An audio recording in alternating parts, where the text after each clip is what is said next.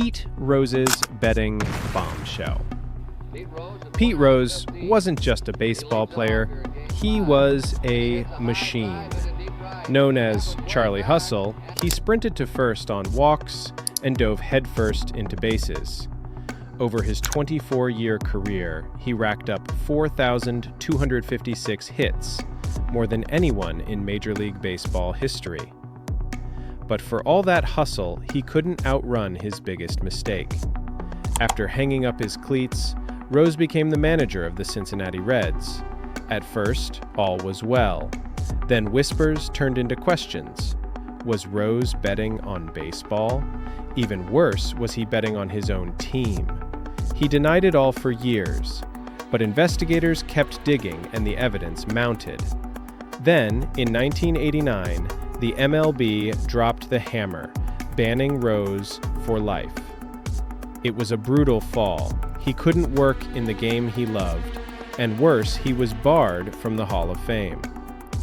Fans argued, debated, and pleaded for forgiveness, but Rose stayed defiant. Well, until 2014, when he finally came clean. He admitted to betting on games, but the damage was done. When Rose died in 2024, he was still baseball's hit king. But that scandal left a major mark on his legacy. The Astros trash can scheme. The Houston Astros were flying high in 2017. Their young roster was electric, and their World Series win felt like a fairy tale. But behind the scenes, it was something far darker. In 2019, former Astros pitcher Mike Fiers blew the whistle in an interview with The Athletic. He revealed that the team had been stealing signs with the help of a center field camera. The feed went directly to a monitor near the dugout, and from there it got weirder. A staff member would bang on a trash can to tell the batter what pitch was coming. It was crude and almost laughable, but deadly effective. The scandal set baseball on fire. Fans were furious, opposing players were outraged, and MLB launched a full investigation and confirmed everything. The team was fined $5 million and lost multiple draft picks. Manager A.J. Hinch and GM Jeff Luhnow got canned, but in a move that angered many, no players were suspended. Their championship still stands. But to this day, Astros hitters hear boos in every stadium. Thanks to that scandal, their 2017 trophy will always have an asterisk in the eyes of many fans. The 2013 Biogenesis HGH scandal. Just when baseball thought it was past the steroid era, the Biogenesis scandal erupted. In 2013, an anti-aging clinic in Coral Gables, Florida, run by a man named Tony Bosch, was found supplying banned substances, including human growth hormone, to MLB players. The clinic's records were a goldmine for investigators, revealing payments, names, and schedules. Over a dozen players were implicated, but one name stole the headlines. It was none other than Alex Rodriguez. Already controversial from earlier steroid accusations, A-Rod denied everything, but the evidence said otherwise. He eventually accepted a suspension, which was the longest in league history for PEDs, and he missed the entire 2014 season. Other players like Nelson Cruz and Johnny Peralta also served suspensions. While Bosch cooperated with investigators and later served jail time, the scandal reignited debate over how deeply cheating had become a part of baseball. Fans were heartbroken, and the Hall of Fame debate around PED users grew even messier. But the Biogenesis mess was more than just another steroid story. It showed that even as testing got stricter, some players still sought shortcuts. For many, it was proof that the fight to keep the game clean was far from over. Shohei Ohtani's interpreter scandal. Shohei Ohtani is one of baseball's brightest stars. He's a two-way phenom unlike anything the sport has seen in a century. So when reports in 2024 linked his name to a gambling scandal, fans were shocked. But the truth was even more shocking. Ohtani wasn't the one placing bets. His interpreter and close friend Ipei Mizuhara was the man behind it. Over the years, Mizuhara had access to Ohtani's finances and trust. Unfortunately, he used that to siphon millions of dollars from Ohtani's accounts, wiring money to cover his gambling debts. Mizuhara told lies to cover his tracks, claiming Ohtani had authorized the payments. But it all came crashing down when financial records and federal investigations revealed the truth. Mizuhara was charged with bank fraud and tax evasion, and eventually pled guilty. He admitted to stealing over $16 million, and the fallout was massive. While Ohtani was cleared of any wrongdoing, the betrayal shook fans and teammates alike. Because this wasn't just about money, it was about trust, friendship, and how vulnerable even superstars can be. The death of Jose Fernandez. Jose Fernandez was pure fire on the mound. At just 24, the Miami Marlins pitcher had already made a name for himself as one of the most electric arms in the game.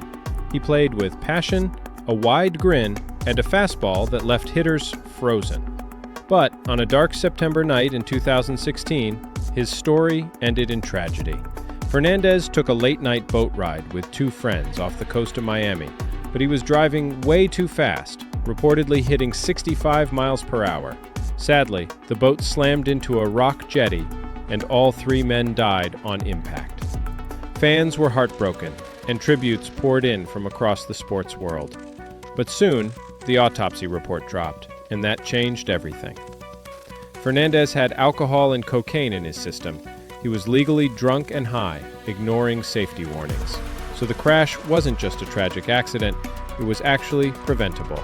Lawsuits followed, as the families of the two other victims filed wrongful death suits, and Fernandez's estate became the center of a bitter legal fight. What started as mourning turned into controversy, and a shocking fall for someone who had inspired so many. Spider tack and the sticky stuff era. By 2020, pitching numbers were getting out of control. Strikeouts were up, batting averages were tanking, and fans started asking, what's going on? The answer was nothing more than spin rate. Yep, pitchers were adding more spin to the ball than ever before, making pitches dive and dance in ways hitters just couldn't handle. Then came Trevor Bauer, and in typical Bauer fashion, he screamed, "Foul!"